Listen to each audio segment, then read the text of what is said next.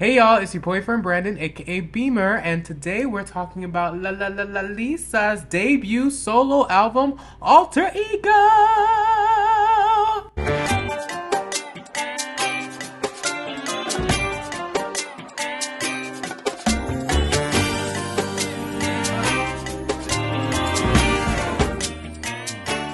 Alright, now if you know me, you know that I'm a big Blackpink fan because I think that they're super talented and I love all the girls, and I think that all of their debut solo initiatives are going so well.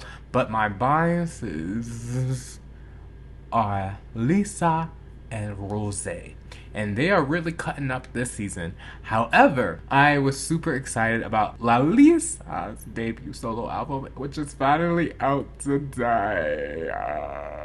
Technically, it came out February 28th, but whatever. And so now I'm gonna review it. Now, this album has done so well, it's kind of ridiculous. Lisa has blessed us with 15 tracks that show her versatility, and she has so many features on it, and each part of the album highlights different parts of her personality. So Lisa's alter egos are Sunny, Roxy, Kiki, Vixie, and Speedy. And everybody was so excited for this debut that it garnered over 23.5 million streams on its first day. It set a new record for the highest first day streams for a debut album by a female rapper, surpassing Cardi B. And it charted #1 on iTunes in 32 countries, including the United States, Canada, Australia, and Spain. Now, if you don't know who Lisa is, she is an all-star powerhouse, right? She's known for her dancing. She gives the looks all the time. She's also very immersed, one, in her Thai culture, but also I would say in the Black culture. And she knows so many different languages. She's the rapper of the group, right? Now, she sings a little bit here and there, but we mostly love her for her performance and just her personality, right? She just gives off this like good juju that we love to see. But also we know that there's a serious side to her. We've seen her on reality TV shows like Youth With You, which I love, and how she's very like, hey, you need to be precise. This is a job. This is not playtime. So she has so many different layers about her that I think that's why people really gravitate towards her. And she's been working hard. In November of 2023, Lisa was granted an honorary member of the Order of the British Empire by King Charles III. She also performed at the 2024 MTV VMAs Awards. Also in 2024, she headlined the Global Citizens Music Festival. She also performed and walked for Victoria's Secret in October. She also made her acting debut in HBO's The White Lotus, and now she's releasing her debut album. So that was just a smidge of information for you to hear about Lisa, but you can go look up the rest yourself. But right now we're about to get into this album, alright.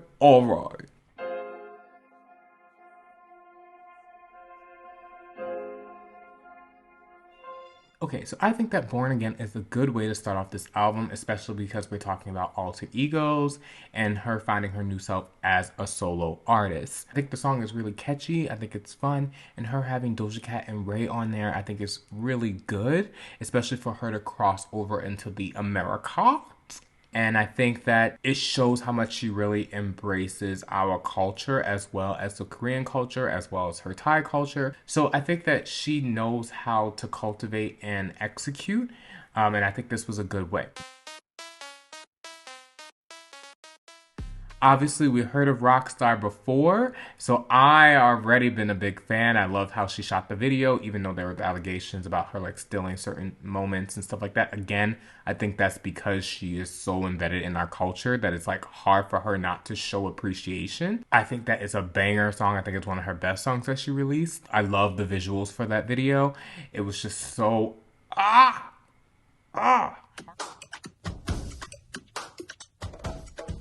Elastigirl. I don't know if this fits what I usually would like, but I know why it's on here and I know what audience she's trying to hit. And also she's trying to still show her Thai side, you know? And you can hear a little bit of the elements in there. So I think that that's really good. I just don't know if it's for me necessarily, but she sounds vocally pretty strong on there, which is really good. because a lot of her stuff is like singy talky type things, recitative, if you know. But she showing some strong vocals in there. Now with Thunder, oh, it's giving me like, I don't know what is coming next, but I love it. I think that Lisa knows that she needs like music that's gonna like hype her up and give off the performance that we need, because we know her as a dancer. We know that she can slay the dance, right, aspect of it. And so I think this feeds into that. And I think that Elastigirl also feeds into that, just in a different way. But I like Thunder. I really do like it. New Woman is a hit. We already knew that. She has Rosalia on it, and it is skyrocketing the charts. And I think that it's a good song for Lisa to really show what she could potentially do vocally. She did do it a couple times live, and some people were like, oh, she's lip singing, but some versions that I saw, it wasn't the professional footage. You can hear her vocalizations. You can hear her voice. You can hear her breath. There were some live vocals happening there. And so I think it was a good like start for her to really showcase more of her vocals and not so much the singing talky thing, even though it's still in that realm, is not as much as her previous works. F up the world. I'm not gonna lie, I'm not really a fan of that. I'm not really a fan of this. I don't like that she also has a feature with Future. Yeah, I'm not really feeling this one, but I know why it's on there, and I think it fits with her alter egos. I think it fits for that. Now Rapunzel, again, I'm not really feeling this one either.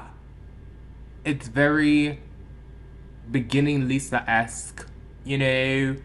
I like that she has Megan on there. I love that she has Megan on there. I just, again, it's not really calling my name musically, you know, lyrically either. I like the direction it was going in, especially for this particular alter ego, right? But I just don't know. It's not singing to me. It's not singing to me, you know? Okay, now with Moonlit Floor, it's calling to me. It's giving me this nostalgia. It's also giving me like the cutesy Lisa that we don't see a lot, except in like interviews and like when she's with the group, outside of performing with the group, you know what I'm saying? I think that this is a good alter ego for us to see of Lisa, because we don't see this one a lot.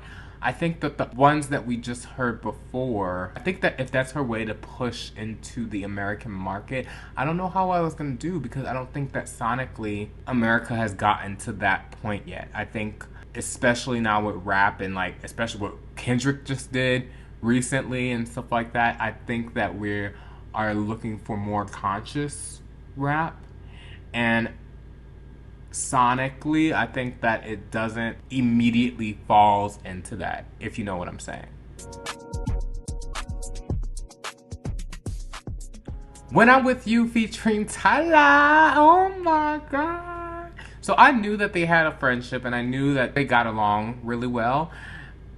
But oh my god, I think this is a really good song. I think this is also bleeding her more into like the R&B hip hop lane, and I think that that's where I really want Lisa to be. I really want her to like dominate in that sphere. I think the only problem with that is that we don't hear enough of her vocally.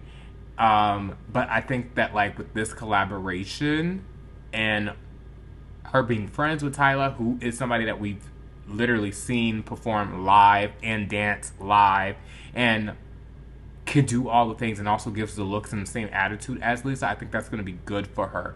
I think that Lisa definitely has a voice. I just think that maybe she's a little scared because it's not necessarily in her realm. But I think that like if she thinks about it, like how she's acting in White Lotus, like if she takes the natural ability she has with acting and forces it into her voice, oh, she's gonna stop the world.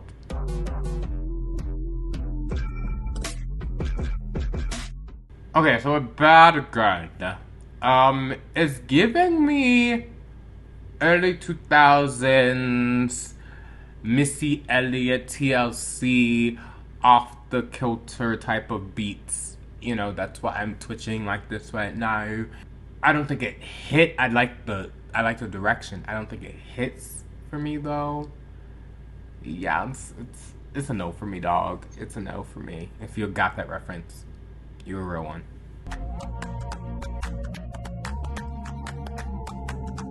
Now, lifestyle. Now, lifestyle, I really like. I actually like this. I think that it calls for multiple different genres, and I think with lifestyle, it's a good gap bridger for one, her sonically, and for her audiences, right? I think that it's bridging the gap because I can't really say it's K-pop. I can't really say it's hip-hop. I can't really say it's pop. I can't really say it's R&B because I don't think it really fits in any of those things. I think it's like right in the middle, and I think that that's good. So far for me, 3 out of the 15, I'm like, ugh, I could do without them.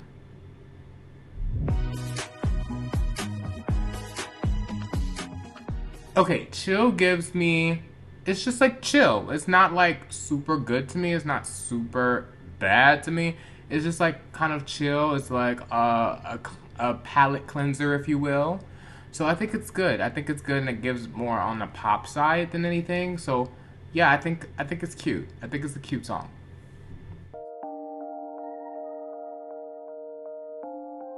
Dream is so freaking pretty, and I love that we can really hear her voice, and you can hear that she's kind of growing into her voice now. So, like what I was just saying about her being friends with Tyla, I think that this is an actual like receipt saying like, "Hey, I'm getting into this bag now. Be aware." So I would love to see her one perform this live, and then two for me to hear more songs like this, and for us to hear more songs like this, because if she has more songs where it's not just so dancey, even though I think that's her bag, I think that she will really set the bar really high. Because we already know that she can give the performance, and we already know she can give the face, and people love her personality, and I think that's just a killer star mentality. If you have all those things, you're gonna be a star regardless, right? All right, so that's like most of the main tracks, and then she has these solo versions of the tracks that I don't like actually. So as of right now, I'm gonna just say this right now, I think that I would have done a 10 track album, period. I don't think that she needed 15. I think like a 10 track with all the bangers would have been like good, but let's see.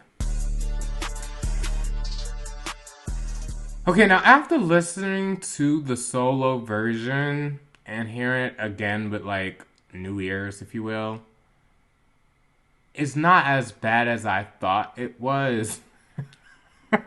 Oh my god, okay, I sound so wishy-washy, right? I think I still not like the biggest fan of the song, but there's something that is catchy about it. It's just the first listen, I was just like, okay, let's hear about Rapunzel, and then I'll get back to you. Yeah, I still don't like Rapunzel. No, I still don't like it. I don't like her. I don't like that one. No. I'm sorry. So I'm gonna stick to what I said. I think that like a 10 track album. So that would look like Born Again, Rockstar, Thunder, New Woman, Moonlit, When I'm With You, Lifestyle, Chill, Dream. So technically 9 actually. It would be 9, not 10. 9. If you really wanted to like add the 10, then I would probably rather F Up the World than the other ones. But yeah, I'm not, no. And it's really sad because I really wanted to like the song with Megan. I wonder if like Megan was on like Thunder, or if she was on like lifestyle, if that would have made a difference. So overall, for Lisa's album, I would say this is a good 8 out of 10 for me. And it's probably because I have a very strong bias, but also I know that like the performance aspects of this is gonna be like, it's gonna surpass the actual album. But I would say it's like a 7.58 for me. I know. I just think that it's not, and I know that there's alter egos. I get that. I get that there's supposed to be alter egos. Oh, I can't put my finger on it. I can't. Oh, I can't. But what I want to hear is your thoughts below. Do you think I'm being like too critical? Do you feel like, Girl Give It Up is her first debut album? But I also think that we've been waiting for this for some time now, right? And, it's also interesting because she's in a different boat than I feel like the other girls in Blackpink, right? Because the other girls in Blackpink we know are like singers kind of first. And Rose is like a singer-songwriter, right? So we know that that's like their bag and it's more of the performance that needs to work on. But with Lisa, it's the opposite, and Rose is like right in the middle where she can do all the things, right? But we know that she's not going to give us super dance vibes. She's more of a, like I said, singer, pop writer type thing. So she's going to give us that bag. But I don't know. Just let me know what you think below. I'm really interested to hear your thoughts. Please subscribe. Don't forget to like. And I will talk to you later. Bye.